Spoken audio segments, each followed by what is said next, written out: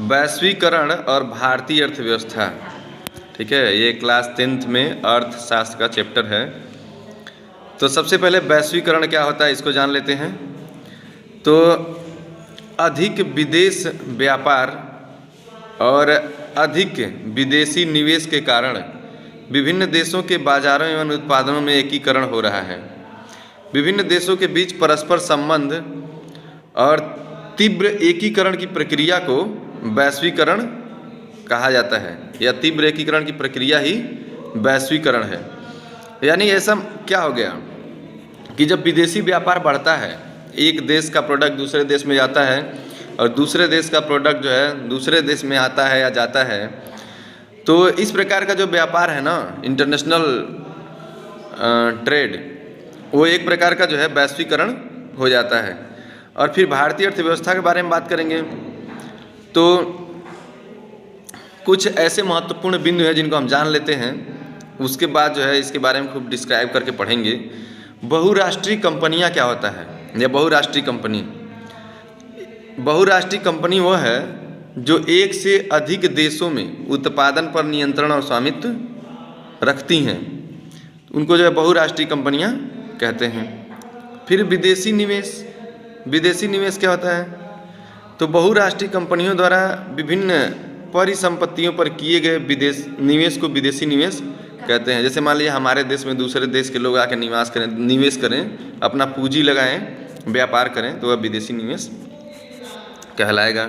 उसके बाद उदारीकरण क्या होता है? तो सरकार द्वारा अवरोधों या अवरोधकों अथवा प्रतिबंधों को हटाने की प्रक्रिया को जो है उदारीकरण कहते हैं। उपभोक्ता कौन है?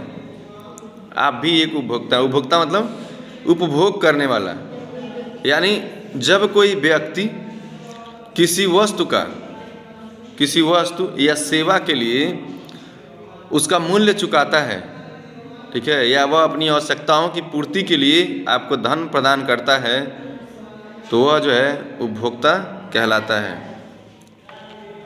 उत्पादक कौन कहलाता है? वह व्यक्ति जो किसी चीज़ का उत्पादन करता है, उत्पादक कहलाता है। जैसे हमारे वहाँ कृषि जो सामग्री है उसके बहुत सारे उत्पादक हैं, जैसे गेहूँ उत्पादन करने वाले लोग हैं, धान उत्पादन करने वाले लोग हैं, हाँ, उसके बाद गन्ना हो गया, मटर हो गया, आलू हो गया, और बहुत सारे चीज़ों के उत्पादक अपने क्षेत्र में हैं। एक बात और बताते हैं कि विकसित देश क्या होता है। तो वे देश जहाँ विकास की प्रक्रिया जो है पूरी हो चुकी है, विकसित देश कहलाते हैं। और भी कह सकते हैं कि वे देश जहाँ विकास की प्रक्रिया पूरी हो चुकी है, लोगों का जीवन स्तर अच्छा है तथा राष्ट्रीय आय ऊंची है, ठीक है, वह जो है विकसित देश कहलाते हैं। विकासशील देश कौन से हैं? वे देश जो विकास कर रहे हैं विकासशील देश कहलाते हैं, जहाँ लोगों का जीवन स्तर जो है ज़्यादा अच्छा नहीं है, लेकिन वो लोग अपनी जीवन स्तर को अच्छा बनाने की कोशिश में लगे हुए हैं, ठीक है। राष्ट्रीय आय भी अधिक नहीं होती है विकासशील देशों की, क्योंकि जैसे ही प्रति व्यक्ति आय अधिक हो जाएगी या राष्ट्रीय आय ऊंची हो जाएगी, तो वह जो है विकसित राष्ट्र की श्रेणी में आ जाएंगे।